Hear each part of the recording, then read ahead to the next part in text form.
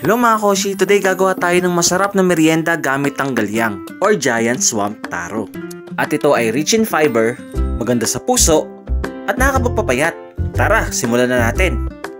Balatan muna natin ang ating galyang. After natin siyang balatan, hugasan muna natin ito at hiwain. Hiwain natin siya na parang french fries. Yan. Tapos, ready na natin itong pakuluan gamit ang pangalawang gata ng coconut. Ayan. Takpan lang natin hanggang sa lumambot.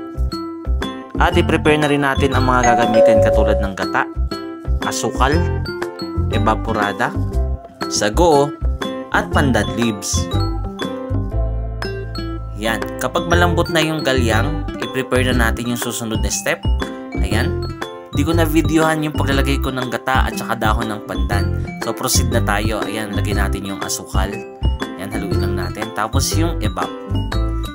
Ayan, pakuluan lang natin siya. Kapag kumulo na, ilagay na natin yung galyang. Ayan. Tapos halu-haluin lang natin. Ayan.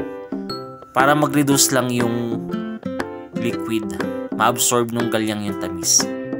At luto na nga ang ating ginataang galyang. Maraming salamat sa panonood. Happy cooking!